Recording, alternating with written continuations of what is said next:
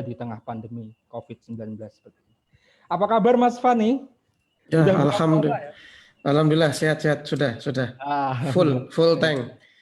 Full tank dan full puasa lah pokoknya kita lah ya. Oke, Mas Fani, ini sementara lagi musim COVID pandemi seperti sekarang ini, gimana kabarnya iFrame Mas Fani? Jadi Mas Fani ini teman-teman yang belum tahu, beliau ini adalah pengusaha muda rental kamera ya Mas Fani ya.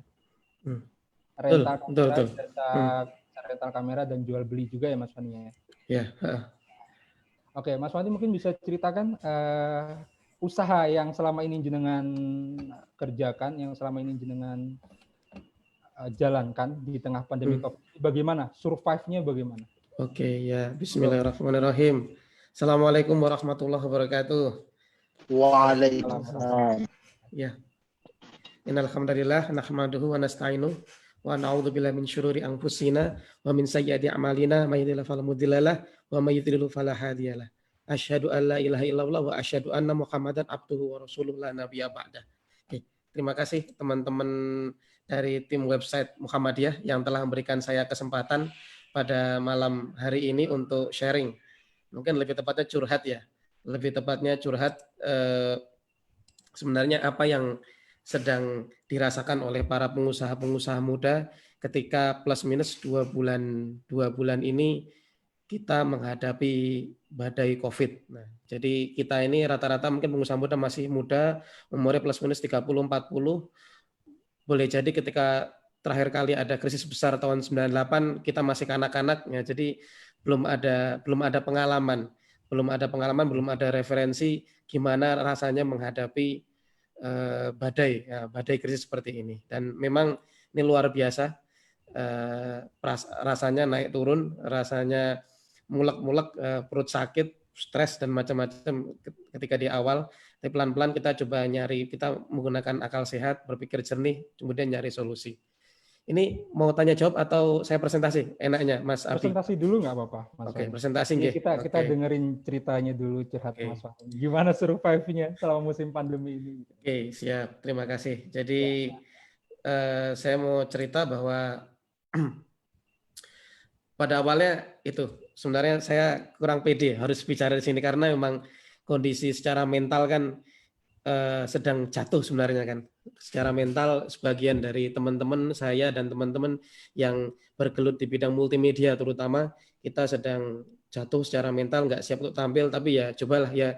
Kemarin karena dihubungi dan saya merasa saya punya pengalaman sudah jatuh dan sekarang sedang coba survive, nyari solusi, pindah pivot istilahnya kan, mencoba mencari bisnis yang agak berbeda gitu. Kemudian itulah kemudian moga-moga ketika nanti saya cerita nanti teman-teman bisa modeling, bisa ATM, amati tiru modifikasi, teman-teman yang senasib sepenanggungan nanti bisa moga-moga nanti bisa bermanfaat. Nah, nanti tapi saya harap nanti jangan ada pertanyaan yang susah-susah.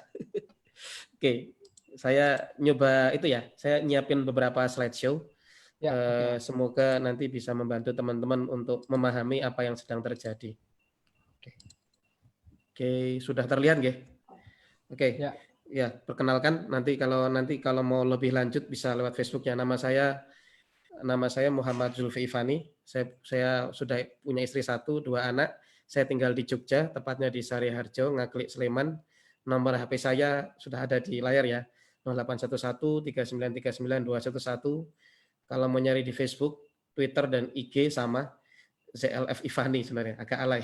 Tapi mungkin bisa dicari Zulfi Ifani. Nah, saya alhamdulillah plus minus 8 tahun terakhir ini menjalankan bisnis. Jadi intinya rental dan multimedia. Alhamdulillah per Mei ini kita sudah naik kelas jadi PT iFrame Solusi Multimedia. Tapi kita tetap tidak meninggalkan bahwa kita masih punya ada CV Rekama dan CV iFrame. Jadi total secara legalitas saya punya sekitar 3 perusahaan. Nah, jadi kalau sampai hari ini 8 tahun kurang lebih legalitasnya kita ada 3 perusahaan, tapi kalau unit usaha kita punya kira-kira 8 unit dengan sekitar kurang lebih 30 staff. Oke, lanjut. Jadi ini yang menarik atau yang berbahaya dari COVID adalah bahwa ini apa ya? Dia tidak mengajar bisnis, dia nggak pandang bulu. Mungkin sama kayak dia menyerang manusia ya, nggak pandang bulu mau profesor, mau dokter, mau mau siapa namanya, mau perdana menteri Inggris, dia nggak peduli. Sama aja kayak bisnis. Dia juga mengajar bisnis, nggak bisnis besar, nggak bisnis kecil, nggak UMKM, dia bisa mengajarnya semua. Nggak di pusat kota, nggak di pedalaman, mungkin nggak di daerah perdesaan, dia juga mengajarnya dengan belajar yang sangat keras itu kan. Nah, jadi tapi dia secara umum memang COVID ini corona dia banyak menghajar bisnis-bisnis yang mengandalkan mobilitas manusia. Jadi misal apa namanya kayak transportasi, rental mobil, wisata, bahkan saya sempat kemarin baca di BBC News itu ada perusahaan bis yang punya 600 pegawai di PHK semua. Jadi nanti kalau sampai normal lagi harus daftar lagi gitu kan. Kemudian kayak Air Asia sampai keuangannya keok, itu kan luar biasa mengerikannya kan. Jadi nggak besar, nggak kecil, nggak UMKM, nggak industri, semuanya bisa kena. Dan ini bagi para pebisnis memang mengerikan. Nah, sekelas Tony Fernandes saja sampai kelabaan kan, apalagi ya UMKM gitu kan. Mungkin pusingnya lebih pusing. Oke, lanjut. Yang paling penting menurut saya adalah sebelum bahwa ini memang kondisi yang tidak kita kira, yang tidak kita nyana. Kalau saya alhamdulillah di mana di apa namanya di usaha saya ada para investor itu saya memperkenalkan istilah force majeure ya. Jadi ada kondisi di mana kondisi yang memaksa sehingga memang ini tidak bisa kita hindari gitu kan.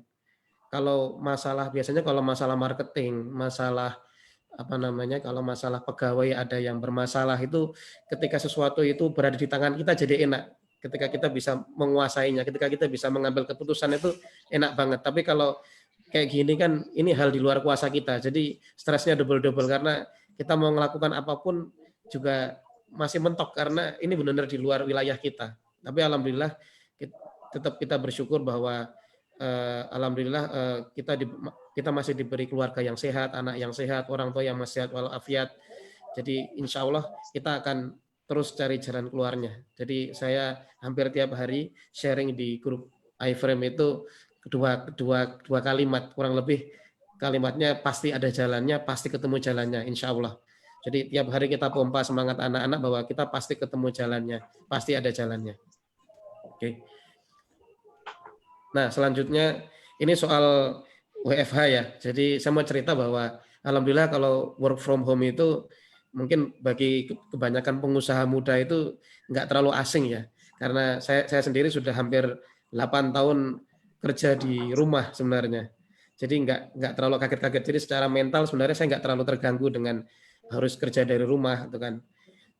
Jadi sudah biasa kalau kerja tiba-tiba anak minta ngajak main, anak minta diantar ke belakang gitu kan. Jadi sudah biasa kalau misal sedang konsentrasinya kerja, tiba-tiba ada anak datang dan nggak bisa konsentrasi gitu kan. Tapi yang memang mengganggu saya sebenarnya memang itu. Saya itu nggak terbiasa kalau omsetnya terjun bebas. Nah, itu rasanya sakit banget lah ini. Jadi kalau di rumah insya Allah nggak apa-apa, tapi kalau lihat laporan harian anak-anak staff iFrame, laporan kan biasanya tiap malam kita rekapan tuh, lihat angka-angkanya terjun bebas itu rasanya aduh, wah perih lah rasanya gitu kira-kira. Oke, jadi alhamdulillah WFH kita sudah biasa, yang nggak biasa memang biasanya hampir tiap hari ada rapat keluar, rapat kerja kegiatan sosial, bisa rapat Muhammadiyah, rapat PWPM, tapi tiba-tiba sekarang sudah nggak pernah, rapatnya online kan tetap beda rasanya. Terus yang termasuk mengganggu menurut saya juga biasanya bisa rutin nengok orang tua mudik itu jalan-jalan, tapi nggak bisa, itu yang kemudian buat agak rasanya berat lah. Oke, nah kita agak masuk ke inti. Jadi saya bicara data ya teman-teman. Sepertinya ini sudah sempat viral. Ada data namanya dari perusahaan konsultan namanya Decode. Decode ini dia sebenarnya perusahaan basisnya di Egypt, di Mesir, tapi saya kira temuan datanya itu bisa digunakan untuk melihat bisnis secara global, secara seluruh dunia lah. Jadi bahkan di Indonesia pun saya pikir juga kurang lebih sama datanya. Bahwasanya di Dekode ini dia mengkategori ada bisnis hijau, ada bisnis merah. Jadi ada bisnis yang loser, yang hancur, yang kalah, ada bisnis yang winner, ada yang menang. Nah, apa menurut Dekode yang paling hancur kehantam pandemi corona? Ya, yang paling bawah itu adalah tourism and leisure. Jadi bisnis wisata, terus bisnis kesenangan. Kalau saya mengatakan ini bisnis kesenangan tuh kayak kedai-kedai kopi, resto-resto mahal, itu kan mall-mall, itu kan leisure. Kemudian selanjutnya aviation dan maritim, jadi penerbangan, perkapalan. Makanya tadi sempat lihat ada data kan kalau Tony Fernandes, CEO-nya AirAsia mengeluh banget sampai harus merumahkan pegawai, harus berhutang gitu kan. Kemudian saya juga melihat bahwa travel transport, hampir semua travel transport kehantam parah. Kayak bis tadi ada contoh berita di BBC bahwa ada bis yang ada perusahaan otobus yang tiap bulan sampai harus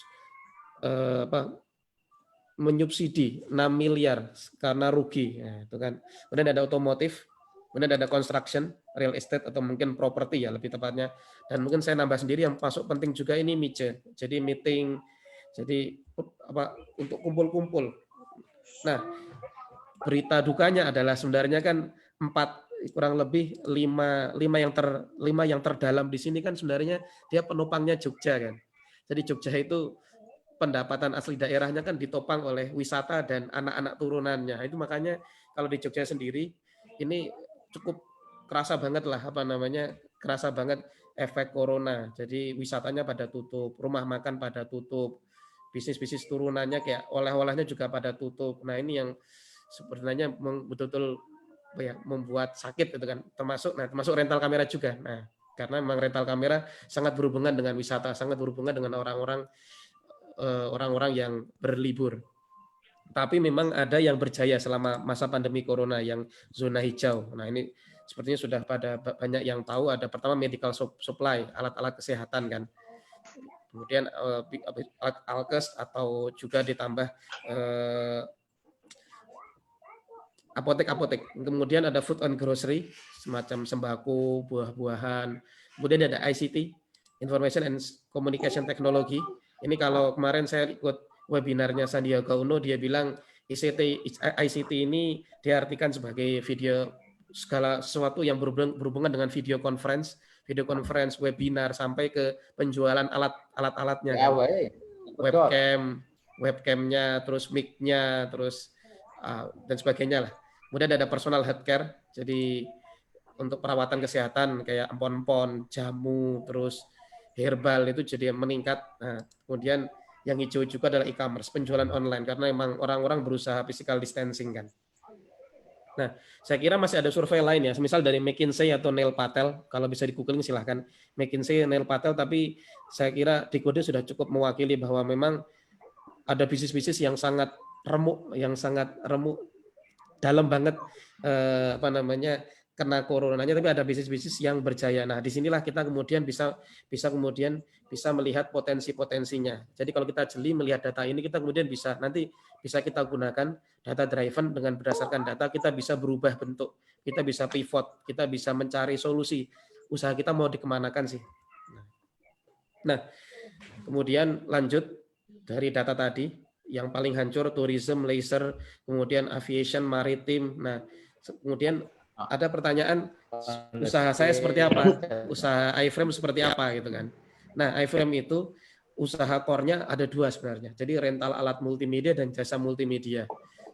Kurang lebih 8 tahun terakhir ini sebenarnya memang saya Pareto. Jadi Paretonya adalah 80% itu kami pemasukannya rental. Jadi kami memang lebih banyak dari rental. Multimedia itu kita hanya 20% sebenarnya, karena sekian tahun sebenarnya nggak kita seriusi, hanya ya sudah punya iklan, kemudian tahunya hanya dari teman ke teman kalau kita punya jasa. Nah, di dalam kondisi ternyata dalam kondisi corona ini kurang lebih 2 bulan terakhir ini kerasa banget kalau Paretonya berubah. Nah, jadi ternyata iFrame Multimedia yang basisnya jasa itu naik. Jadi naik dan bisa kita push karena pasarannya ada, ketimbang kita terus berharap pada rental. Jadi kalau kondisi rental ini secara umum ya, usaha saya rental itu permasalahan pertama kan memang bahwa di awal tahun 2020 biasanya kalau orang wisata itu ada istilah low season awal tahun. Jadi semua usaha yang berkaitan dengan pariwisata, hotel, tempat wisata, oleh-oleh itu biasanya di bulan Januari sampai Maret itu low season. Jadi dia sepi-sepinya gitulah kurang lebih. Biasanya setelah Desember, November, Berber itu lagi ramenya minta ampun. Nah, jadi ketika Januari, Februari, Maret itu sudah low season, tiba-tiba biasanya kita setelah 8 tahun itu kalau mulai April, Mei itu kita mulai panen. Nah, karena orang mulai liburan kan, liburan awal semester pertama, ketika grafik data sudah mulai naik, qadarullah memang corona masuk ke Indonesia dan ya imbasnya cukup parah kan, PSBB, kemudian orang nggak bisa berpergian jauh-jauh. Jadi memang omset rental jadi jatuh. Jadi rata-rata sekarang omset hanya sekitar 30% dari normal. Dan perhitungan saya sekian tahun, kalau omset 30%, kalau kita punya bisnis omsetnya hanya 30%, itu mentok paling hanya bisa kuat untuk gaji. Kita hanya kuat untuk gaji pegawai. Padahal kan pengeluaran kita nggak cuma gaji kan.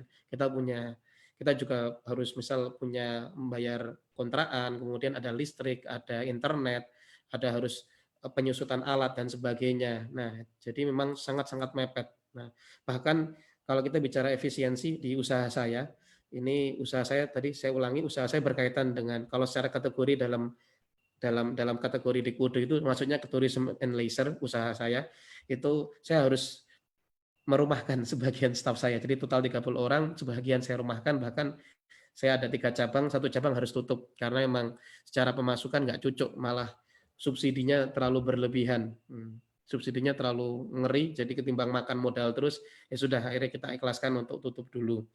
Terus kemudian juga untuk optimasi, saya dengan terpaksa karyawan-karyawan saya harus ada yang potong gaji, terus juga potong shift.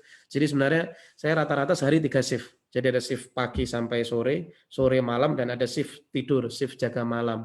Jadi sekarang kita pangkas jadi cuman 2 shift aja itu kan untuk benar-benar untuk mengakali pemasukan yang merosot drastis. Kemudian untuk finansial mungkin sempat viral juga ya. Jadi ada asosiasi, jadi HIPMI kalau nggak salah cerita kalau pengusaha-pengusaha itu hanya mampu gaji sampai Juni. Nah, jadi sebelum HIPMI rilis itu saya sudah ngitung dan tepat, memang benar. Jadi saya kan ngitungnya kira-kira bulan Maret itu bahwa memang kemampuan gaji penuh perusahaan umumnya itu boleh jadi akan mentok di awal Juni ini. Itu kalau kita menggunakan otak kiri sih sebenarnya. Tapi kalau nanti menggunakan otak kanan memang beda. Cuman prinsipnya kalau kita menggunakan data by data, kemampuan gaji pegawai itu rata-rata UMKM itu akan mentok di sekitar bulan Juni. Nah, jadi memang ini kondisi yang berat, benar-benar butuh otak kanan lah, benar-benar butuh otak kanan, benar-benar butuh ketenangan hati, benar-benar butuh ayo bareng-bareng dengan ini pemimpin usaha dan juga staf-stafnya, karyawannya harus cari solusi bareng-bareng. Jadi nggak boleh sendirian. Nah tadi kondisi iFrame perusahaan saya, kalau kondisi secara umum, saya dengan teman-teman, dengan beberapa teman-teman yang saya tangkap bahwa banyak teman-teman saya yang sudah akhirnya harus tutup toko, tutup outlet karena biasanya nggak cuma soal omset sih, ada juga soal ketakutan.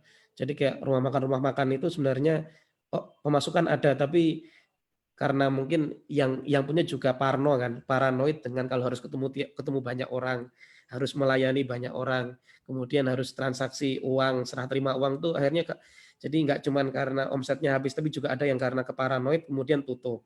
Kemudian dalam hal keuangan, beberapa teman yang saya lihat memang sudah mulai menggunakan bertahan hidup dengan ya cash sendiri gitu kan. Jadi bertahannya dengan tabungannya, atau boleh jadi kemudian harus jual aset, atau yang misal kalau ada rental mobil yang saya lihat sampai harus oper kredit karena kebanyakan rental mobil kan skemanya leasing kan. Nah, ini kondisi-kondisi yang sedang terjadi di banyak UMKM.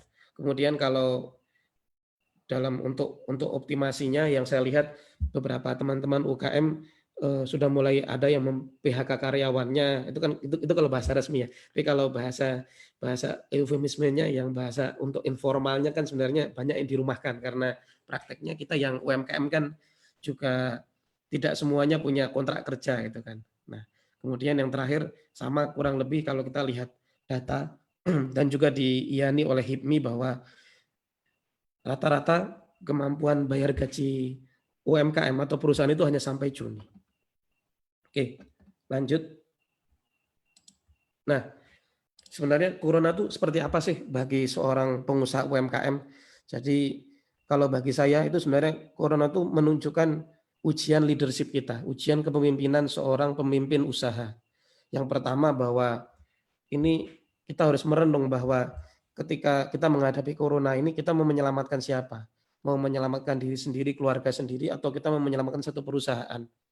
Karena yang saya lihat sebenarnya kalau pengusaha itu, kalau dia harus mentok-mentokan bertahan hidup sendiri, saya kira dia bisa kok bertahan hidup sampai setahun, hanya mungkin bertahan dari tabungan ya.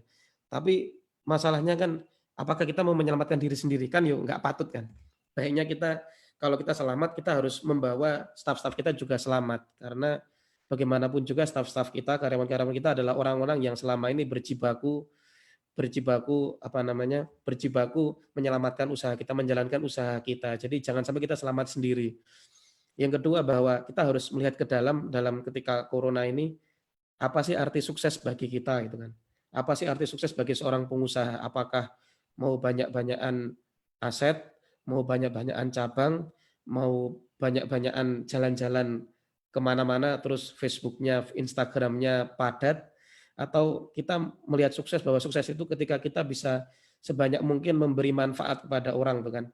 Jadi makanya luar biasa kan sekarang ketika corona ini hampir tiap malam kalau kalau kalau orang lihat mungkin di Facebook sekarang yang dulunya pelatihan berbayar jutaan rupiah sekarang gratis. Kita tinggal milih aja sak kuate gitu kan, sak kuate dengerin coach-coach yang dulunya bayar jutaan sekarang malah menghibahkan ilmunya itu kan. Jadi saya pikir ini jadi ujian bahwa corona menunjukkan bahwa oh ternyata masih banyak orang yang berbagi. Oh ternyata dengan corona orang nggak pelit tapi malah semakin banyak memberi karena insya Allah akan semakin banyak diberi. Nah, kemudian yang ketiga ujian leadership ketika corona adalah pertanyaan. Jadi nanti kuat-kuatan. Siapa yang lebih kuat, kita atau corona gitu kan. Nah, itu kan. Jadi jangan sampai karena corona, karena omsetnya menurun, karena nggak ada yang transaksi, karena pegawai kita ketakutan, nggak mau bertugas, kita kemudian kalah. Oh, ini udah kalah, saya pikir kita kalah dengan corona. Kita lebih lemah daripada corona. Jadi tetap tenang, cari solusi karena jangan sampai ketika kita tidak tenang, kita kemudian salah memutuskan yang akibatnya ambiar. Nah, selanjutnya dalam corona kita nanti kalau memang harus terpaksa merumahkan dan saya juga sudah akhirnya harus merumahkan sebagian staf saya, itu kita harus bisa memilih. Jadi saya pikir enggak semuanya harus dirumahkan. Kalau memang harus dirumahkan, kita rumahkan kaki dan tangannya. Tapi jangan sampai kita yang kita rumahkan kepala, otaknya, otak usaha kita, jantung usaha kita. Jadi kita harus bisa mengkategori mana staf-staf yang dia sifatnya kaki, yang sifatnya tangan, yang sifatnya jari, sama mana yang sifatnya dia otak dan jantung. Jadi kita gimana pun juga kita harus pertahankan otak-otak ini karena dia yang akan membantu kita, menemani kita untuk melewati masa-masa sulit ini. Jadi misal kayak di iFrame ini saya benar-benar mempertahankan teman-teman yang staf statusnya wakil direktur, teman-teman yang statusnya kepala cabang, teman-teman yang staf saya yang statusnya dia manajer marketing, manajer keuangan. Nah, itu harus saya pertahankan karena mereka yang akan membantu saya untuk melewati masa sulit ini. Nah, yang kemudian yang selanjutnya adalah corona adalah ujian leadership. Nah, ini bagaimana kita cari solusi nanti. Kita mau pivot atau banting setir. Nah, ini istilah yang mungkin beberapa hari ini atau beberapa pekan ini sering banget didengar ya. Pivot. Nah, kira-kira seperti apa? Kita coba, nanti saya coba akan menjelaskannya. Jadi solusi ketika corona setahu saya hanya ada dua kurang lebih. Secara umum ada dua, yaitu mau pivot atau banting setir. Kalau tadi malam kata Mas Sabtuari, pivot dan pispot. Nah, pispot karena kau terpaksa, kalau pivot karena kita menggunakan akal, menggunakan kreativitas kita berdasarkan kemampuan usaha kita. Nah, Yang pertama, kalau kita banting setir, sebenarnya kalau usaha teman-teman sudah berada di titik ternadir, potensial loser, yang tadi terbawa ya, tourism, aviation, kemudian otomotif, mungkin niche, kemudian properti. Saya pikir kalau teman-teman harus banting setir, nah ini dia, kalau mau banting setir kemana? Bantinglah setir ke usaha-usaha yang jelas-jelas terbukti dia berjaya ketika masa pandemik. Jadi pertama ada medical supply. Contohnya yang jelas-jelas dibutuhkan orang kan hand sanitizer, masker, APD. Kemudian food and grocery, food processing retail. Nah, jadi food and grocery contohnya frozen food. Jadi sudah banyak teman-teman yang buka resto kemudian akhirnya karena jualan bebek kemudian bebeknya di frozen kan, jualan ayam ayamnya di frozen kan. Kemudian sembako, sayur mayur, bahkan kurma juga ya. Saya kira mumpung Ramadan, kurma sangat bagus pasarannya. Ketiga, personal healthcare, herbal, rempah-rempah, empon-empon, jamu, madu, dan lain-lain. Kemudian ICT. Nah ini ICT ini saya mengambil dari statementnya Sandiaga Uno, dia bilang bahwa ICT ini adalah segala sesuatu yang berhubungan dengan video conference, baik aplikasinya maupun peralatan hardware-nya, bisa mic, bisa webcam, bisa USB grabber, laptop, dan sebagainya. Ini penjualannya juga memang sangat bagus di era pandemi. Yang kelima, yang kalau banting setir, ini adalah e-commerce. Jadi penjualan serba online. Marketplace itu juga meningkat karena orang-orang physical distancing ya.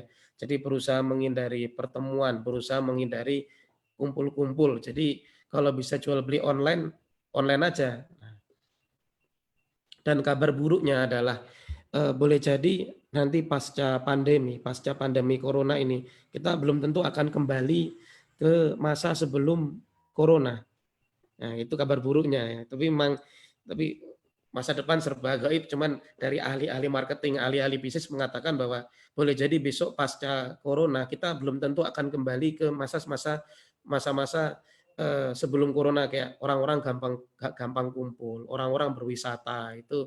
Nah, itu yang perlu kita pikirkan bahwa oh ternyata seperti ini masa depan, oh ternyata seperti ini new normal istilahnya.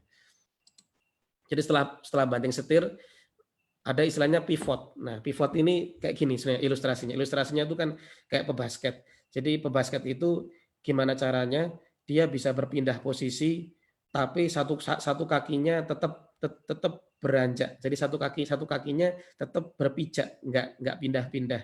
Ini contohnya ada pebasket, dia menerima bola, kemudian dia bisa berputar dengan kaki kirinya tetap menginjak, kaki kirinya nggak harus naik, kemudian bisa menembak. Nah, seperti itu pula lah pivot usaha itu yang saya pahami bahwa kita bisa mempivotkan usaha kita dari 3 fokus atau 3 variabel. Pertama variabel SDM, yang kedua variabel aset, yang ketiga adalah variabel customer database kita. Variabel SDM itu maksudnya gini, jadi kita harus lihat dulu skill atau keterampilan apa yang kita miliki atau yang tim atau SDM kita miliki itu apa sih.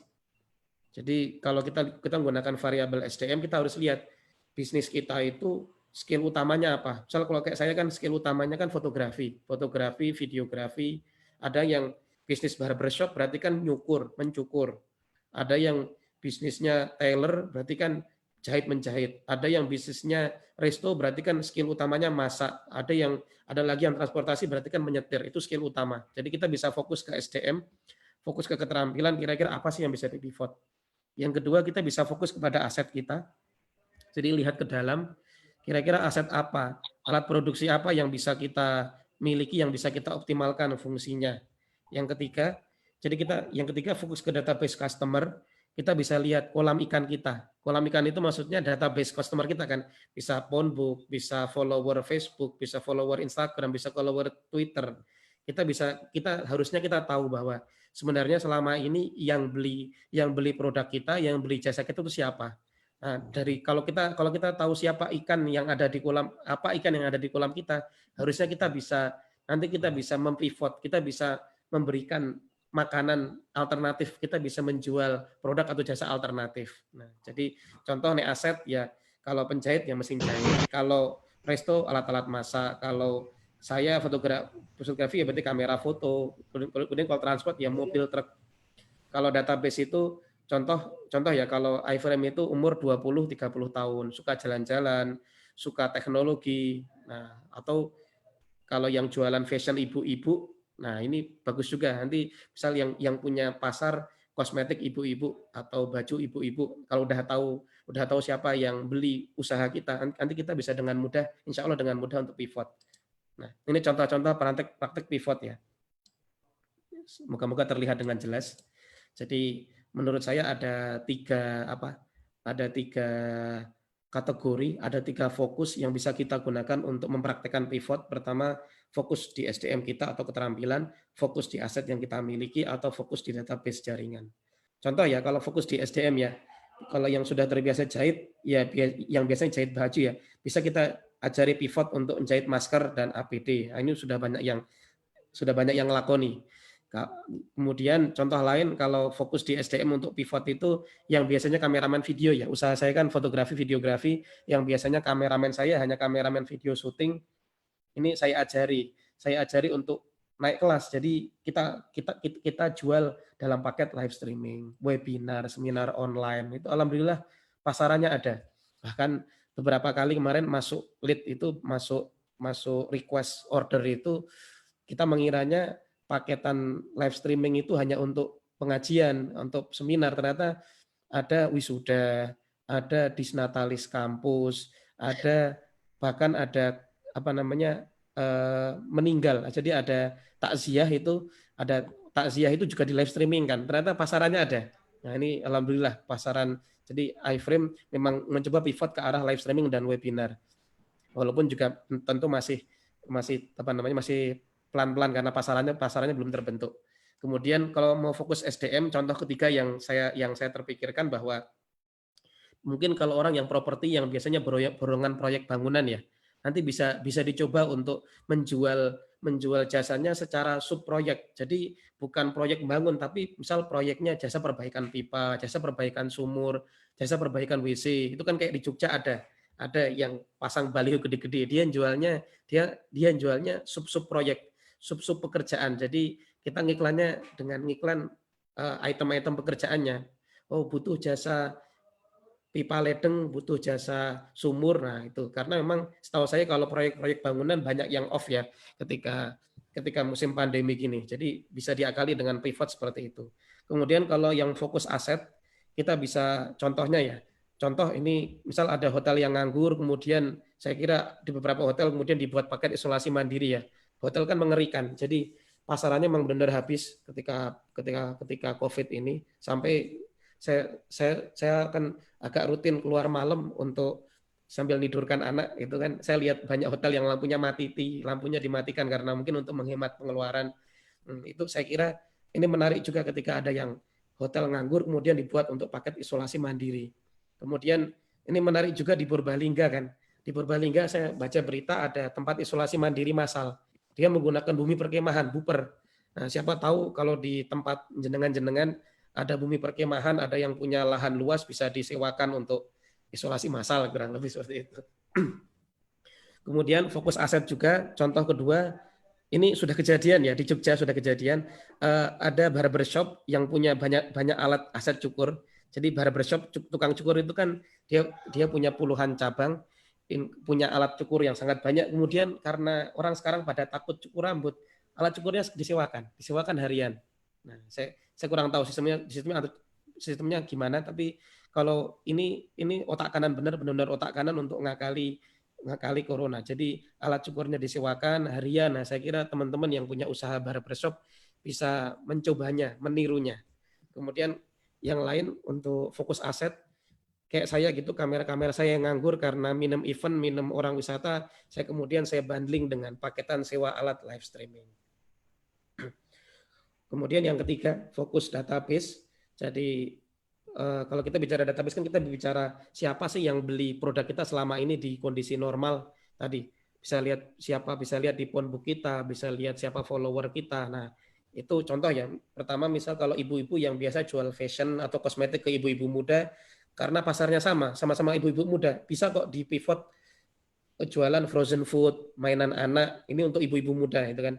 Kemudian ini sudah banyak terjadi ya. Kemudian yang terbiasa atau tur wisata kan dia terbiasa melayani wisatawan yang eksklusif ya atau korporat itu ya. Ini bisa juga karena sama-sama eksklusif korporat, kemudian jualan paket parcel lebaran premium. Nah ini teman saya ada yang ngelakoni, teman saya ada yang sudah menjalankan bisnis ini. Jadi wisata apa dia namanya tur wisata eksklusif karena pasarannya habis karena COVID, dia kemudian pivotnya dengan fokus pada database, fokus pada jejaring karena jejaringnya banyak bos-bos, ditawarkanlah itu paket-paket hantaran-hantaran lebaran premium dan alhamdulillah laris manis, alhamdulillah. Nah, mungkin teman-teman nanti Bapak Ibu-ibu yang punya usaha tur wisata atau usaha lain yang kira-kira punya database yang orang-orang berduit, the have gitu bisa dicoba. Kemudian yang ketiga kalau fokus database, nah contoh kayak kami ini, kami juga mencoba untuk sama-sama klien butuh kamera atau peralatan multimedia, kami sekarang juga menjual paket pengadaan studio live streaming. Jadi kita siap kalau misal kantor-kantor mau ada membuat studio mini untuk live streaming, kita siap membuatin RAB-nya sampai belanja sampai kemudian instalasinya. Oke. Jadi kira-kira itu sebenarnya kalau pivot itu ilmu yang paling mudah kan sebenarnya ATM. Mungkin istilah orang bisnis ATM, amati tiru modifikasi. Jadi misal kalau Bapak-bapak Ibu-ibu punya usaha misal barbershop gitu, bisa lihat ke kompetitor terbesar itu dia ngapain sih selama corona. Oh ternyata dia jualan sewa alat, ikuti aja, nggak apa-apa. Atau Bapak-bapak Ibu-ibu punya usaha tadi properti, kontraktor dan kehabisan project. Nah, coba lihat ke kompetitor yang terbesar, dia ngapain. Biasanya kompetitor terbesar kan dia leading kan, dia biasanya dahulu. Nah, itu kita bisa ngopi. Nah, sama kayak saya juga, saya bisnis multimedia, saya juga belajar dari tokoh-tokoh multimedia yang kemudian mempivot usahanya dari sewa alat kemudian main ke jasa live streaming multimedia, dan alhamdulillah itu bisa bermanfaat dan bisa dijalankan. Jadi ini ilmu mahal, kalau kata Tung Desemwaringin, ini ilmu paling mahal yang dia ketahui, ilmu modeling, ilmu niru, kurang lebih seperti itu. Ya, lanjut. Nah, ini contoh-contoh pivot ala iFrame, ada pengajian live streaming, ada foto produk, ada jualan sewa alat, ada sewa laptop. Ini sewa laptop juga alhamdulillah bagus karena orang banyak WFH kan. Jadi ini bagian dari ICT, bagian dari kebutuhan orang untuk WFH, work from home, orang butuh laptop dan alhamdulillah laptop laris. Kemudian ada jasa webinar. Nah, ini tahunya dari mana sih?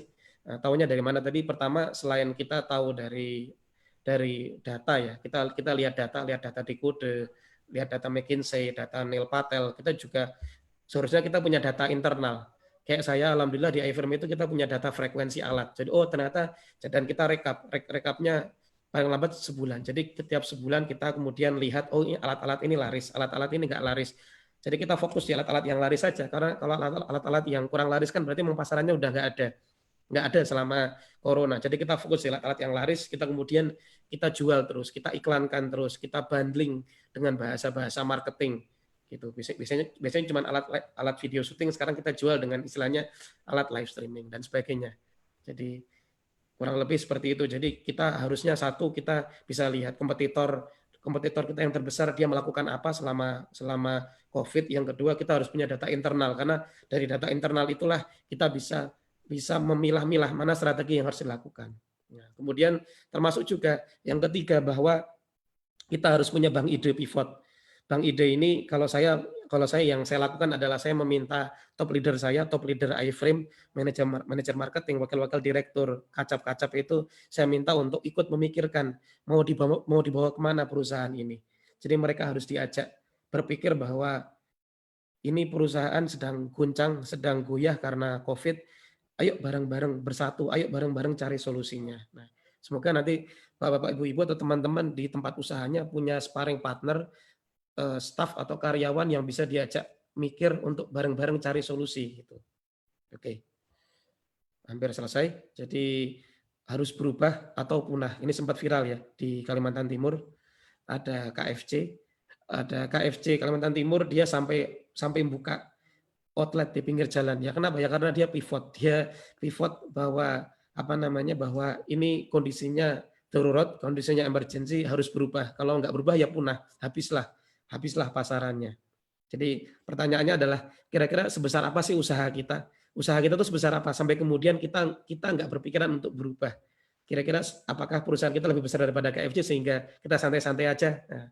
Nah, itulah pertanyaan besar saya, bahwa ketika KFC aja kayak gini, berarti saya yang usahanya jauh di bawah KFC harus berpikir lebih keras, harus bekerja lebih keras, nyari solusi mau lari ke arah mana. Oke.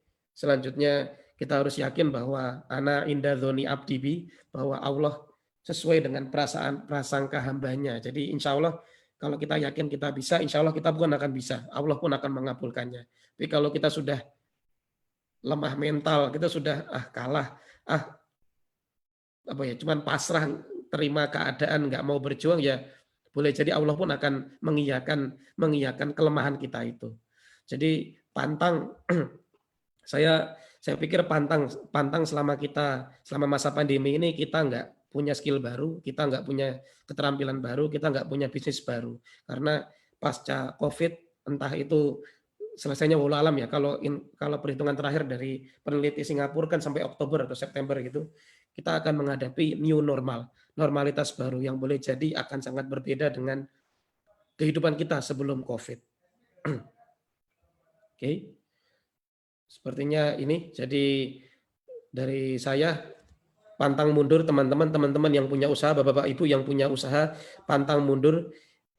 Jadi walaupun hari ini omset seret, walaupun hari ini mau transaksi aja takut-takut, saya pikir kita nggak boleh mundur dari usaha kita sejengkal pun, kita harus maju terus, karena insya Allah ketika kita hari ini bisa bertahan, kita akan siap menyambut kemenangan. Insya Allah ada musim semi pasca pandemi, kata guru-guru bisnis. Oke, terima kasih. Saya kembalikan ke Mas Abi, matur nuwun. Ya, terima kasih Mas Feni. Akan ada kabar indah setelah wabah, begitu Mas Feni. Insya Allah. Ya, amin. Insya Allah. Ya, doa untuk kita semua, untuk semua sektor usaha, semoga bisa kembali pulih nanti ke depan. Dan terima kasih Mas Fani, ini wah luar biasa banget, barusan kita dijelaskan detail, mulai dari bagaimana survive bisnisnya sampai how to be a good leadership on your business. Oke, saya buka sesi diskusi, sesi dialog. Monggo teman-teman yang ingin berdiskusi mungkin bisa kode ke kami. Nanti dibukakan mic-nya oleh host atau co-host. Silakan, monggo teman-teman.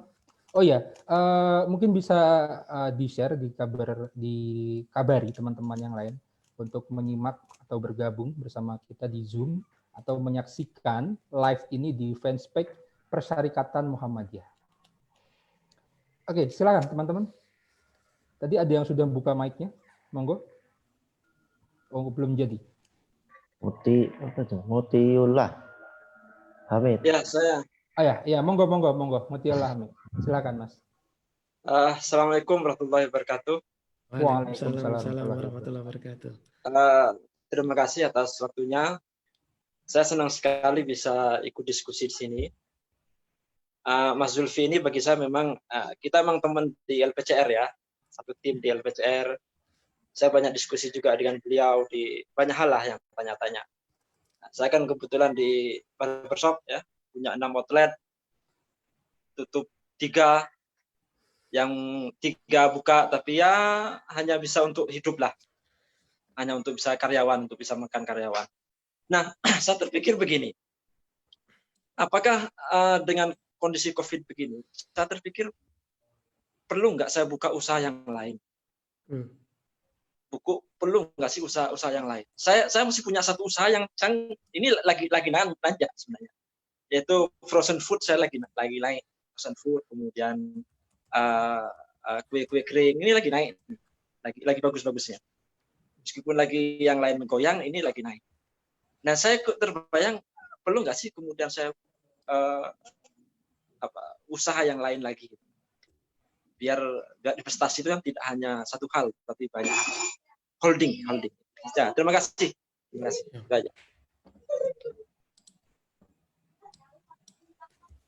Ya, terima kasih Mas Mutiullah Hamid. Ya, iya Mas Muti ya, oke. Monggo Mas Fani. Langsung tak jawab ya. Jadi ya, langsung aja. Bismillah. Jadi saya jawab pakai pengalaman yang saya hadapi ya di iFrame ya. Jadi kalau pertanyaannya perlukah buka usaha yang lain, jawabnya relatif ya. Jadi nanti nggak ada benar nggak ada salah, adanya kan konsekuensi. Gini, kalau menurut saya paling mudah itu pivot, karena pivot itu kan kita menggunakan kekuatan yang sudah kita miliki. Jadi kalau bisa kita punya, kalau kita sudah punya usaha barbershop atau kayak saya rental gini multimedia, benar-benar kita gunakan otak kita untuk mencari usaha yang bisa dipivot dengan kekuatan yang sudah kita miliki. Kenapa? Karena kalau harus banting setir, menurut saya tidak semudah balik telapak tangan ya. Karena banting setir itu kita perlu satu jelas SDM. Jadi kalau selama ini SDM kita adalah fotografer, videografer, tiba-tiba saya banting setir jadi jualan hand sanitizer. Nah, itu kan belum tentu menguasai product knowledge kan. Jadi fotografer, videografer tiba-tiba harus jualan hand sanitizer, jualan masker atau jualan yang ngit-ngit kayaknya jualan frozen food itu kan sebenarnya orang jualan kan juga perlu product knowledge kan. Jadi dia harus benar-benar menguasai produk dulu baru bisa jualan dengan baik. Itu baru satu hal, satu SDM. Jadi ketika kita harus membanting ke usaha lain, kita perlu memikirkan apakah SDM yang kita miliki siap. Atau pertanyaan lebih besarnya lagi adalah siapkah kita untuk belajar hal baru gitu kan. Misal dengan kesibukan kita, mungkin ada yang kerja ya tetap melakoni usaha hariannya, ada yang di rumah harus ngopeni anak, apakah kita siap untuk mempelajari hal baru lagi itu kan dengan waktu yang boleh jadi tidak luang gitu kan. Yang kedua adalah pertanyaannya adalah apakah kita siap dengan aset, dengan kebutuhan aset untuk memulai usaha baru. Contoh kayak frozen food ya. Saya sempat mau kerjasama dengan teman saya punya usaha pempek. Jadi usahanya sudah jalan. Tapi karena COVID juga akhirnya nggak bisa buka outlet, kemudian dari rumah saja, cuman dari rumah. Saya kemudian terpikirkan untuk saya akan membantu usahanya dengan cara saya beli langsung sekian puluh kilo atau sekian ratus itu kan 100 kilo, kemudian saya nyetok. Kemudian saya terpikir kira-kira kalau saya beli segitu banyak, apakah saya punya punya freezernya? Itu kan kemudian jadi kepikiran lagi kan, harus belanja lagi. Nah, artinya kalau kita mau mulai usaha baru, kita juga perlu mempertimbangkan satu, SDM kita siap atau enggak. Yang kedua, apakah kita punya asetnya, kita punya alat produksinya. Sama yang ketiga, apakah kita punya jejaringnya. Jadi jejaring iFrame contohnya, iFrame itu kita punya database sekitar, kalau Phonebook sekitar ada 10.000 user. Kita sekian tahun, 8 tahun itu melayani hampir 40.000 user. Kemudian agregat akumulasi dari semua akun sosmed sekitar 20 ribuan. Tapi kan itu rata-rata anak-anak muda, orang suka traveling gitu kan. Kalau tiba-tiba kita jualin produk-produk yang hanya ngikut pasar, itu ternyata ya nggak cocok, nggak semudah itu bisa pindah usaha. Saya pikir ini nggak ada benar, nggak ada salah, adanya kan konsekuensi. Ketika kita siap dengan konsekuensi untuk harus belajar lagi untuk meningkatkan keterampilan, harus punya aset alat produksi, sama kita harus mencari jejaring baru yang sesuai dengan produk kita yang baru. Monggo, nggak apa-apa kalau mau buka usaha yang berbeda. Kira-kira seperti itu jawaban saya. Ya, thank you Mas Fani. Jadi mau pivot atau banting setir ya itu opsional ya. Kita harus melihat sikon dan tadi detail yang udah dijelaskan Mas Fani tadi. Bagi teman-teman yang ketinggalan, nah nanti juga bisa lihat di fanspage-nya Persyarikatan Muhammadiyah karena terrecord di sana. Baik, yang lain, teman-teman saya yang lain, ada yang ingin didiskusikan dengan Mas Fani? Oke, mungkin saya Mas Fani ya. Tadi kan juga dijelaskan tentang how to leadership di dalam bisnis.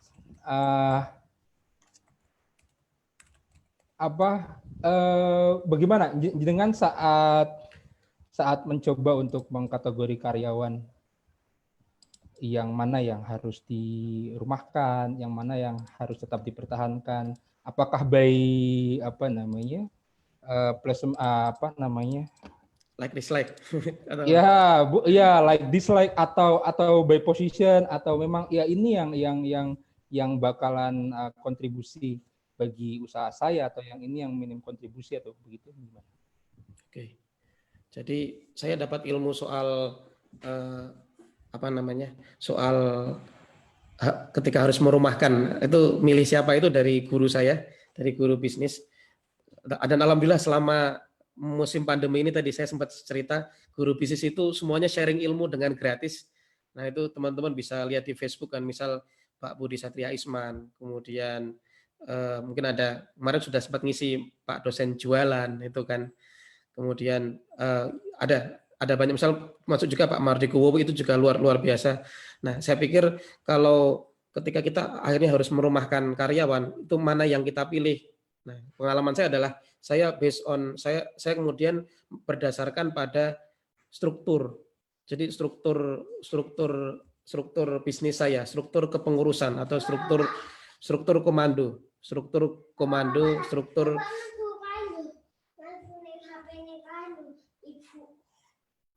ya. Oke. Jadi sebentar maaf, anak lewat. Jadi intinya adalah kita kembali ke struktur perusahaan yang sudah kita tetapkan. Jadi kayak saya itu ada, saya sebagai direktur, kemudian ada 2 wakil direktur soal SDM dan wakil direktur SDM dan marketing dan wakil direktur soal operasional. Itu saya anggap sebagai kepala. Jadi kepalanya. Kemudian ada di bawahnya ada manajer-manajer. Jadi ada manajer operasional yang membawahi kepala alias kepala cabang, kemudian ada manajer marketing, kemudian ada manajer maintenance atau service mungkin bahasa awamnya ya, untuk menyervis alat-alat saya, kamera-kamera saya, itu saya pertahankan semua karena mereka kuncinya. Mereka gampangannya kalau ada apa-apa saya selalu minta mereka untuk tanggung jawab. Nah, kemudian yang kepaksanya harus saya cut adalah memang orang-orang yang di bawah yang biasanya yang baru masuk sekian bulan atau kemudian secara skill belum matang, secara leadership, secara job desk atau tupoksi dia belum benar-benar paham. Nah, itulah yang kemudian saya cut untuk sementara gitu. Jadi lebih tepatnya kalau harus merumahkan, kuncinya pertama adalah tentukan dulu siapa kepalanya, siapa jantungnya, dan siapa kaki tangannya. Nah, dari situlah kita kemudian bisa memutuskan mana yang harus pelan-pelan off. Dan saya pikir staf pun juga dalam kondisi seperti ini paham kok. Jadi kondisinya memang berat. Kita benar mohon maaf bahwa ini harus ada perampingan. Karena kalau nggak dirampingkan, ya benar-benar minus beneran. Jadi saya semenjak bulan Maret sebenarnya sudah minus sebenarnya. Jadi dari sekitar bulan Maret sudah mulai nyubsidi dan hitungan saya untuk rental ya. Jadi untuk lini bisnis rental kita bisa mentok sampai bulan Juni.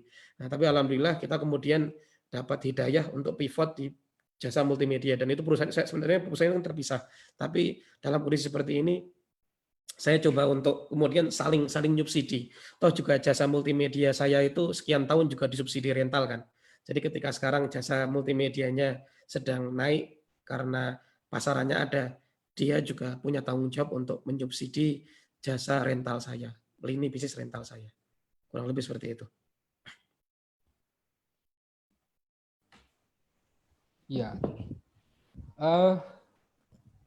Mas Jar. Tes. Ya, mungkin ada tanggapan juga dari teman-teman kita yang di Fanspage. Mas Jar mantau nggak? Nggak ada ya? Belum ada? Ada, ya. Ada di Facebook ada. Ya. Bisa dibacakan, Mas Jar? Ada di. Ini dari Unasanaya. Mas Zulfi, apakah memang setiap lockdown atau PSBB yang sepertinya sulit banget untuk diterapkan pemerintah selama ini berpengaruh terhadap stabilitas ekonomi?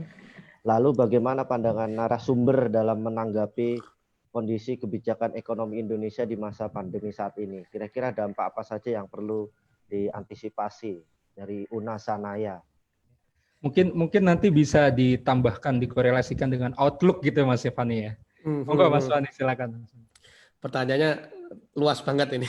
Iya. Mungkin ekonomi makro ya. Jadi kalau ya gini aja, kita fair-fairan aja lah. Kalau kita bicara soal kesehatan, bicara soal maaf ini mungkin bahasanya masa depan bangsa. Memang kalau saya sejak awal memang baiknya memang PSBB itu sejak awal, PSBB ya. Jadi PSBB atau mungkin bahasa UU-nya kan karantina wilayah atau lockdown. Jadi harusnya segera. Jadi untuk menghindarkan kemadhorotan. Jadi jangan sampai makanya gini, Jakarta aja yang infrastruktur kesehatannya luar biasa aja keteteran, apalagi kalau sampai nyebar ke daerah. Tapi kalau kita memang bicara sebagai seorang pengusaha, memang berat banget ketika terjadi karantina wilayah atau terjadi PSBB gini, kita juga serba sulit, susah kan, ketika nggak ada pergerakan orang, nggak ada mobilitas orang, dan kemudian usaha kita sangat berkaitan dengan mobilitas orang kan, kita juga omset juga terbang jatuh terus. Bahkan saya seminggu lalu, saya ketika alhamdulillah permintaan live streaming meningkat, saya harus nambah alat live streaming, saya kemudian belanja dari Jakarta, itu seminggu lebih nggak datang-datang alatnya. Saya baru ingat, oh alat ternyata ada PSBB. Jadi biasanya 1-2 hari datang, ini gara-gara ada PSBB, kemudian alatnya seminggu lebih belum sampai-sampai. Jadi hampir 10 hari baru datang karena saya belanja dari Jakarta. Jadi kalau saya harus bicara, kalau kita bicara soal kesehatan, memang baiknya segeralah. Saya takutnya nanti di daerah-daerah ambruk gara-gara vaskes dan nakesnya nggak mencukupi, nggak bisa menghandle. Tapi kalau kita bicara segi pribadi sebagai pengusaha, memang PSBB, lockdown atau karantina wilayah itu benar-benar berat. Nah, tapi kalau memang itu demi kebaikan bangsa, kebaikan negara, saya pikir juga Muhammadiyah juga Muhammadiyah juga mengarahkan bahwa memang Ramadan di rumah saja, jangan kemana-mana. Itu kan pemikiran bahwa kita perlu menyelamatkan negara ini dari potensi ambruknya vaskes dan naskes. Nah, kurang lebih seperti itu sih. Jadi lihat. Jadi dari segi apa jawabnya gitu. Oke, seperti itu. Ya oke. Mungkin setelah tadi coba ditarik keluar begitu, saya tarik lagi ke belakang, ke dalam ini. Tadi sempat dipaparkan setelah kita membuat pivot baru atau mungkin bergeser, kan harus belajar produknya lagi, knowledge of product. Nah, di tengah pandemi ini itu kan banyak fobia. Pandemi fobia mungkin ya, bisa kita bilang seperti itu ya. Bagaimana memanage customer, pandemi fobia pada customer ini biar produk kita ini bersih, produk kita ini aman digunakan begitu, Mas Wani. Ya, ini penting karena saya sedang coba membangun bisnis kuliner ceritanya gitu, Mas Wani. Ya. Oke. Jadi ini kurang lebih juga terjadi di usaha saya ya, karena usaha saya rental kamera, dan itu kan sirkulasi alat kan keluar masuk itu kan. Sirkulasi alat keluar masuk, yang megang macam-macam, kita nggak tahu sakit atau enggak. Ya memang kita perlu meyakinkan user, perlu meyakinkan pelanggan bahwa kita tuh aman. Jadi kalau yang saya lakukan adalah saya meminta tim marketing saya untuk membuat video cara merawat alat. Nah, jadi protokol kesehatan di masa COVID. Jadi ketika barang datang di lap dengan tisu basah, kemudian ada alkoholnya, kemudian pagi dan sore seluruh area iframe kita semprot dengan desinfektan. Terus operator yang jaga diutamakan menggunakan masker. Kemudian ada diberi garis batas area aman. Jadi kalau ada transaksi nggak boleh dekat-dekat seperti itu. Jadi kalau makanan terutama ya, saya pikir berat ketika makanannya resto. Tapi kalau makanannya frozen, saya kira itu aman. Jadi kita meyakinkan user, pelanggan bahwa kita menjalankan protokol kesehatan yang terjamin, gitulah. Kurang lebih seperti itu. Jadi kalau mau channelnya boleh jadi, kalau sudah punya channel Instagram, Facebook atau Twitter gitu, kasih di share aja, di post aja. Jadi tutorial atau apa yang kita lakukan untuk menjaga kesterilan alat-alat kita atau produk kita gitu. Jadi termasuk saya ya. Jadi kayak saya live streaming gini, sebenarnya ada masalah juga. Live streaming itu misal klien minta saya datangi pembicara belum tentu pembicaranya mau didatangi, Kak. Nah, tapi kan kemudian kita nego Ada kalau pembicara memang mentok nggak bisa, ya sudah kita remote lah, kita jarak jauh. Tapi kalau pembicaranya kita mau hadir, kita juga mengedukasi bahwa kita datang, kita nggak akan masuk rumah, kemudian kita datang, kita bawa hand sanitizer terus, kita pakai masker terus, alat-alatnya kita bersihkan. Nah, seperti itu. Jadi saya pikir komunikasi harus penting. Kita komunikasikan bahwa alat-alat kita aman, produk kita aman. Nah, caranya ya tadi, gunakan sebanyak mungkin channel-channel media sosial yang bisa digunakan untuk memberitahu kepada pelanggan.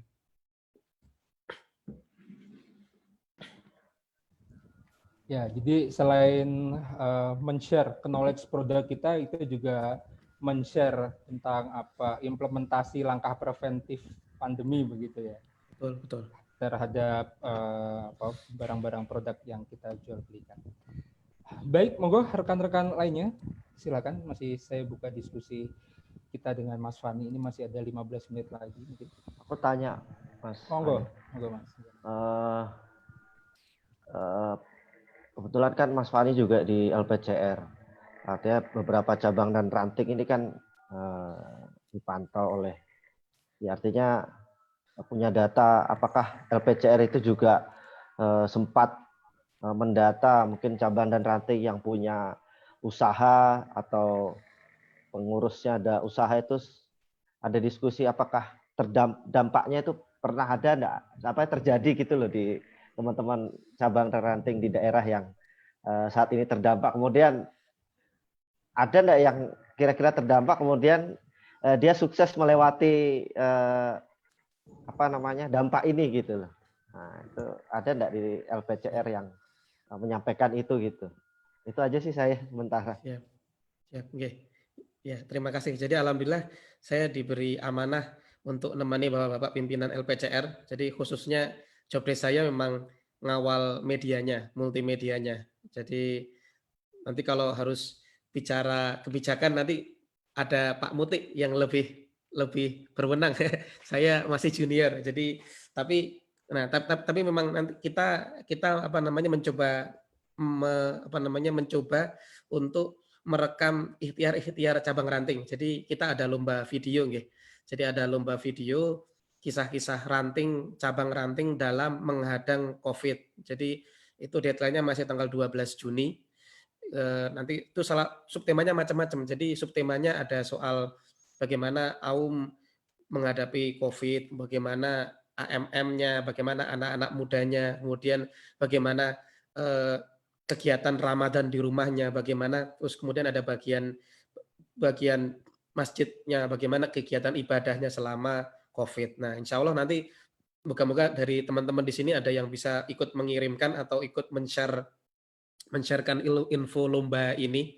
Jadi nanti biar banyak yang tahu bahwa ternyata banyak cabang ranting yang bisa survive, banyak cabang ranting yang bisa tambah kuat kemuhammadiyahnya, tambah kuat geliat dakwahnya di masa pandemi. Atau monggo kalau Pak Muti mau nambahi soal kondisi cabang ranting, soal kondisi cabang ranting ekonomi, monggo kalau Pak Muti mau nambahi.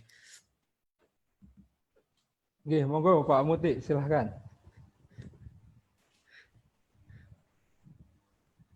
Ya, menurut saya sebenarnya di cabang ranting itu yang lagi rame itu adalah boleh nggak sih sholat tarawih di masjid, sebenarnya itu yang paling ramai saat ini. Jadi kalau berkaitan dengan usaha survival, saya kira mereka masih berjalan. Saya lebih jasa begitu aja yang saya tahu. Mereka cukup.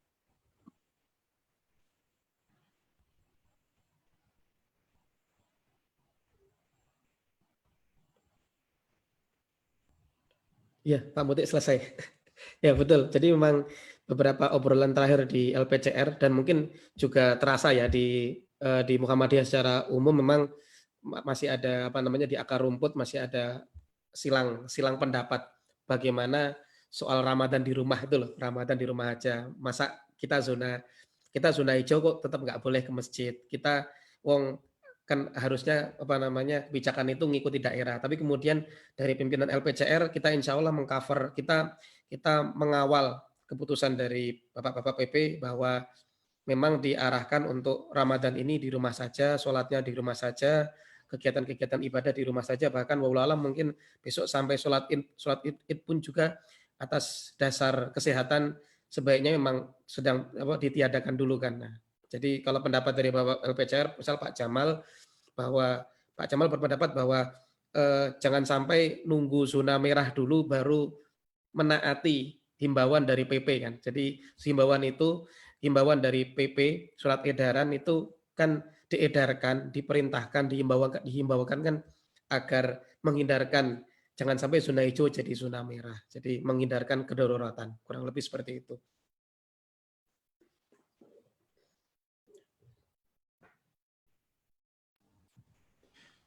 Ya, oke. Mungkin yang lain, ini ada Mas Anton juga, Ketua Pimpinan Wilayah Pemuda Muhammadiyah Daerah Istimewa Yogyakarta. Monggo Mas Anton, silakan Mas Anton. Assalamualaikum warahmatullahi wabarakatuh. Waalaikumsalam warahmatullahi wabarakatuh. Mas Fani yang mungkin sama dengan saya yang bergerak di bidang usaha. Saat ini kalau kita melihat pemerintah belum ada support. Hampir semua UKM ini turun drastis omsetnya. Jadi kalau ini kemudian tidak dientaskan, saya kira nanti akan banyak yang kemudian tutup. Masih bisa bertahan seperti yang jenengan sampaikan, bertahan sampai Juni. Tapi setelah Juni kita tidak tahu. Ini sudah Mei, Juni sebentar lagi, setelah itu tutup.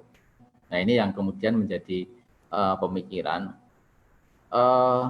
Support pemerintah setelah Juni ini, kemudian untuk membangkitkan semangat ekonomi lagi, ini yang sebenarnya kebijakan yang kita perlukan. Kalau kemudian hanya akan seperti ini saja, saya kira tidak ada dukungan dari pemerintah, akan semakin menghancurkan usaha-usaha ekonomi mandiri. Satu contoh saja ya, saat ini kan kita berusaha untuk survive sendiri-sendiri. Tidak ada support. Mungkin kalau teman-teman yang punya, maaf ya, yang mungkin ada agak berbeda pandangan. Teman-teman yang punya pinjaman di BRI mungkin itu masih ada tenggat atau penundaan pembayaran sampai 6 bulan. Itu masih bisa membantu. Nah, setelah itu untuk bangkit dari titik nol ke kemudian selanjutnya itu juga tidak mudah. Membangun usaha itu tidak butuh sehari 2 hari, tapi bertahun-tahunan. Nah, ini mungkin ada bocoran dari pusat istilahnya, Mas Fani. Apa yang kemudian bisa disuportkan dari pemerintah kepada UKM? Kalau kemudian dari pemerintah sendiri ini tidak ada greget, bagaimana kita bisa membangkitkan ekonomi mandiri? Satu contoh saja, di Jogja itu sudah 36.000 lebih pegawai informal yang di PHK. Saya saja baru memberhentikan 17 orang. Nah ini yang kemudian menjadi pemikiran. Saya sudah berkali-kali, Mas, gimana Mas, ada proyek lagi enggak? Nah, seperti saya yang tergantung hampir 50% dengan proyek pemerintah yang kalau di Sleman saja, anggaran sudah terpotong 85%. Ini kan luar biasa sekali untuk teman-teman kontraktor yang kemudian berbasis proyek pemerintah, ini bisa langsung kolab. Ada beberapa yang teman yang baru mengerjakan 30%, 50% itu langsung dihentikan. Kemudian dihitung ulang, kemudian diberikan surat pemberhentian. Nah itu salah satu acuannya adalah Kepres yang mengatakan bahwa wabah corona ini sebagai darurat, kemudian bisa untuk diberhentikan semua pekerjaan. Nah ini mungkin jadi pemikiran kita bersama, Mas Mani. Mungkin ada bocoran dari pusat, apa tindakan dari pemerintah bisa kemudian untuk mensupport teman-teman UKM ini setelah Juni. Terima kasih. Assalamualaikum warahmatullahi wabarakatuh.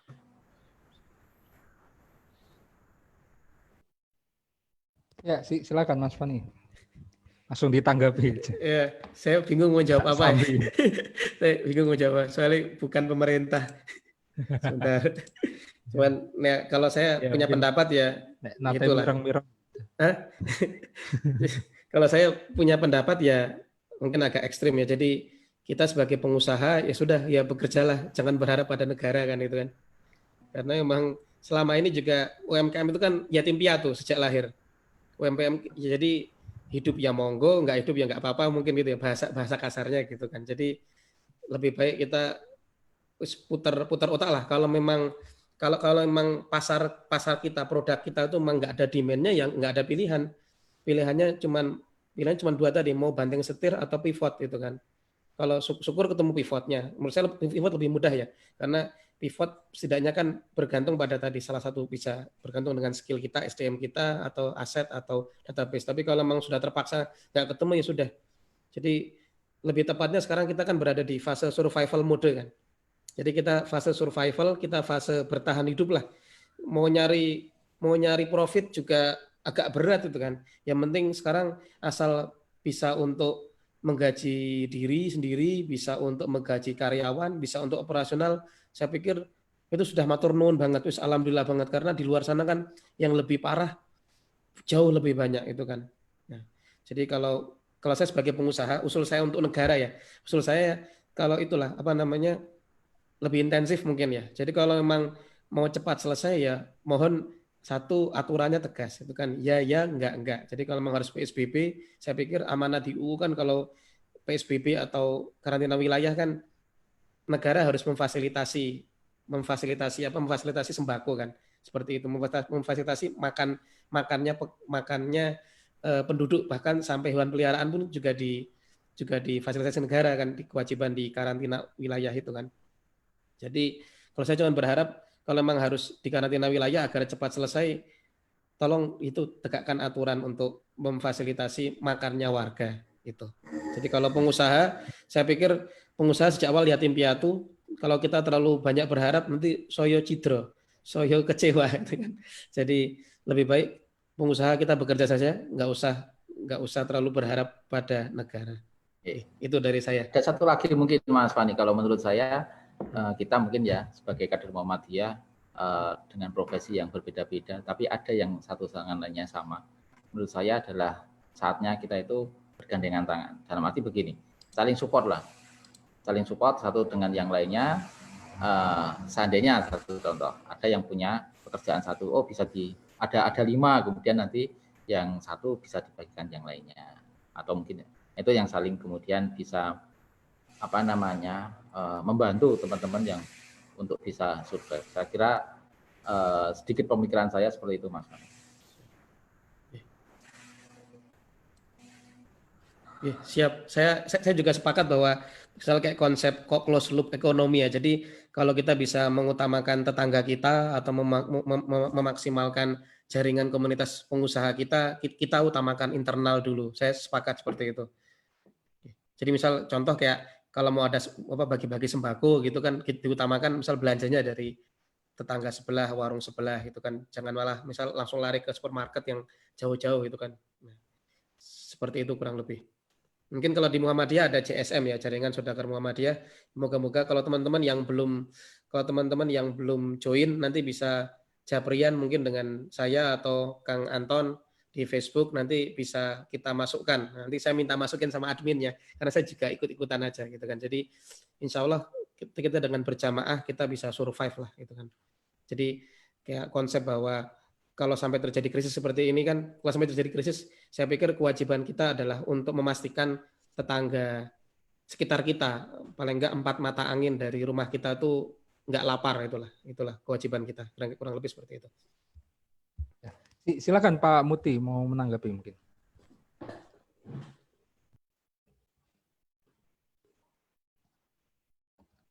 Masih diam Pak Muti.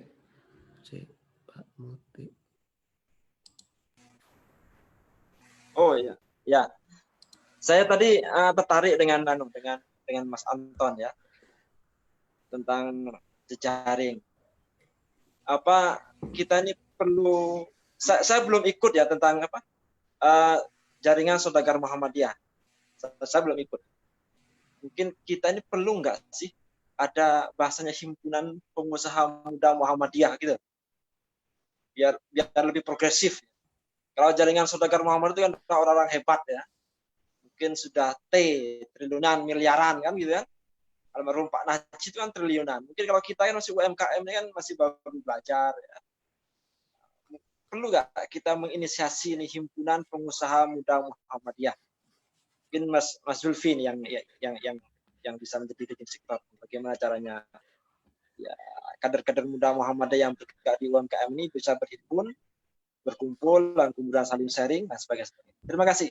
Saya usul aja. Ya. Ini calon Erick Thohirnya dari Muhammadiyah, Mas Fani. Amin, amin, amin. Kalau soal komunitas wirausaha mungkin yang lebih bisa menjawab Mas Abi, karena Mas Abi Ketua Bidang Ekonomi Wirausaha Pemuda Muhammadiyah DIY. Kalau saya, job desk saya media, saya Ketua Bidang Kominfo. Nah, kalau soal itu saya nanti tidak melangkahi job desk-nya atau boxinya Mas Abi. Ya, Mas Abi, Mas Fani. Karena tadi Mas Anton tadi bicara, saya jadi keingat bahwa di web Muhammadiyah itu kita membuka masukan dari UMKM bagi UMKM yang saat ini sedang terdampak COVID, misalnya jualannya kurang laku, pengen dipromosikan. Nah, itu nanti bisa menghubungi web Muhammadiyah, nanti kita promosikan lewat media sosial kami begitu.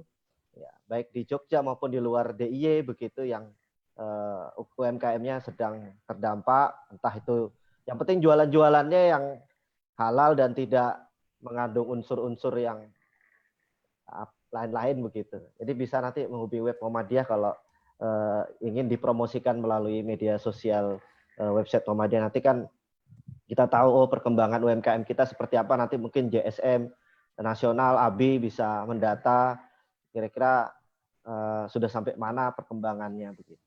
Saya kira itu. Silakan Mas Anton, silakan. Saya jadi ingat ini tugasnya Mas Abi, webnya belum selesai nih. Oh iya, belum. Iya tahu. Oke, jadi gini, saya dari mulai ketua PDPM di Sleman. Ketika kita membuat jejaring ini, kalau saling kemudian menguatkan bisa. Cuman ada satu yang kemudian tidak bisa berjalan adalah ketika nanti pengusaha yang kecil itu nanti akan bersama dengan pengusaha yang besar. Itu akan ternyata sulit. Tapi kalau kecil-kecil itu insya Allah bisa berjalan. Besar-besar bisa berjalan. Tapi ketika nanti bergabung kecil dengan besar, yang kecil ini yang kemudian nanti akan tergeser. Ini pengalaman berkali-kali saya itu akhirnya apa? Saya buatkan mandiri. Mandiri ini semua berjalan sendiri. Tapi kita harus ada satu yang kemudian bisa saling mengkolaborasikan. Seandainya seperti Mas Fani. Saya kemudian memasarkan punyanya Mas Fani. Kemudian ada seperti teman kita Mas Parijo dengan perikanannya, saya hanya ikut memasarkan. Itu saya hanya seperti marketing saja. Tapi kalau kemudian satu-satu saling saling mengisi, kok kayaknya agak sulit ya. Tapi kemudian kalau ikut memasarkan, saya yakin bisa. Tapi kalau kemudian ikut mengisi, yang saya kira agak kesulitan. Itu menurut saya. Terima kasih.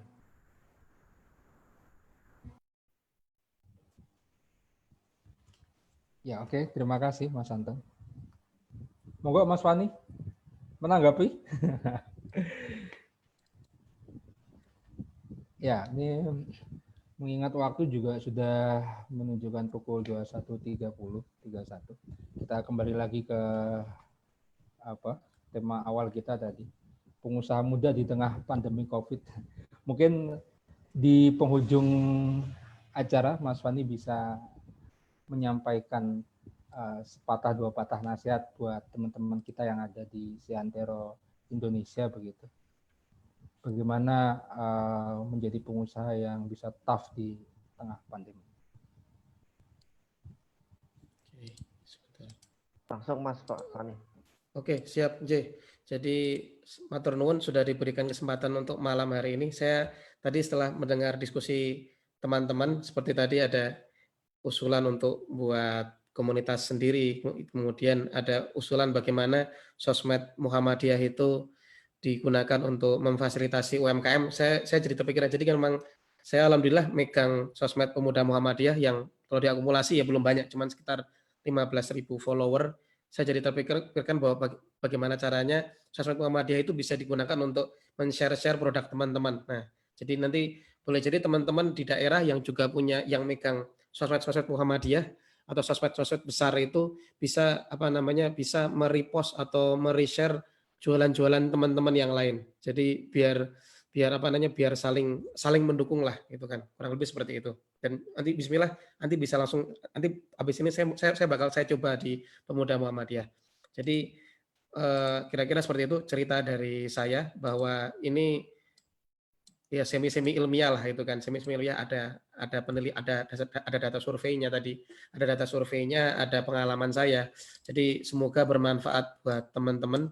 Prinsipnya adalah jangan sampai kita panik, jadi sedih boleh, karena menurut saya memang ya wis naluri kan, sedih lihat laporan omset harian drop, sedih lihat tagihan yang ngejar-ngejar, wah, jadi kan ngeri kan nonton tagihan. Saya alhamdulillah bangun iFrame dengan skema syirkah, jadi kita patungan usaha. Saya nggak bayangin teman-teman usaha lain yang bangun dengan skema skema leasing atau skema kredit, itu bagaimana harus bertahan. Jadi usahanya mandek tapi tagihannya kan tetap. Itu menurut saya mengerikan juga deg-degnya itulah. Jadi saya pikir semuanya sedih jadi di kondisi seperti ini, tapi kita tidak boleh kehilangan akal sehat. Kita harus tetap menggunakan akal sehat kita harus tetap tenang, ajak duduk bareng-bareng staff-staff kita, kasih tahu bahwa kondisinya seperti ini, kondisinya nggak baik, teman-teman punya usul apa. Nah, tadi kan saya membuat kuesioner.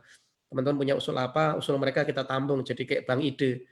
Karena ketika kita bisa membuat mereka berpartisipasi, kan insya Allah mereka ketika ide mereka diterima, mereka akan lebih semangat untuk ikut-ikutan ketimbang hanya idenya top down cuman dari kita, dari pemimpin usaha, dari pemilik usaha. Tapi kalau idenya dari bottom up, dari bawah, yang mereka pikir bahwa kalau ini diterima mereka akan ngerjakan. Saya kira lebih menarik untuk dieksekusi. Jadi saran saya tetap tenang, gunakan terus otak kanannya untuk terus mencari solusi-solusi.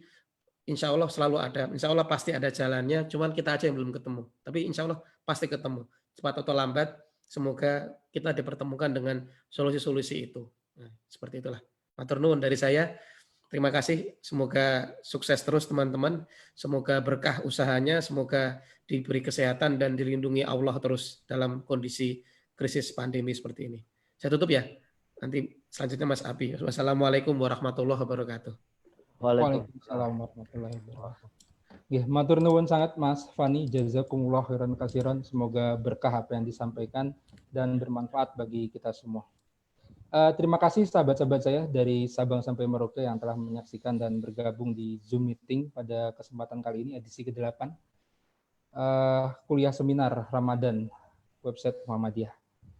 Dan terima kasih juga teman-teman yang sudah bergabung di fanspage Persyarikatan Muhammadiyah. Stay tune terus di edisi selanjutnya, edisi ke-9, insya Allah besok Rabu kita akan hadirkan pemateri lain, Pak Syauki Suratno yang akan membahas tentang dampak COVID-19 di industri olahraga khususnya sepak bola. Akhirul kalam, mohon maaf bila ada salah dan silap dari kita. Billahi bisabilil haq, fastabiqul khairat. Assalamualaikum warahmatullahi wabarakatuh. Waalaikumsalam warahmatullahi wabarakatuh. Ya, makasih Mas Fani. Kasih Abi, Mas Danan, Mas Muti. Ya, makasih semua. Mas Sigit. Yes. Mas Anton, terima kasih. Yuk, pamit. Assalamualaikum warahmatullahi wabarakatuh. Kita buat ini himpunan pengusaha muda Muhammadiyah gitu. Ya, monggo nanti HIPMI. Mas Muti yang punya HIPMI lah kita ini. Masa nggak pernah kita punya impian itu loh. Nanti ketuanya Zulfi itu ketua juga sekaligus juga mentor gitu. Ya. Saya kalau lagi stres bikin bisnis saya tanya ke Zulfi gitu. Ketua Dewan Pembinanya Pak Muti, Dewan Pembina. Oke. Ya. Mungkin kita lanjut di lain kesempatan Mas ya. Ini biar diputus dulu karena ini live di Facebook. Siap, matur nuwun. Pamit ya. Matur nuwun ya Mas Muti juga matur nuwun semua matur nuwun.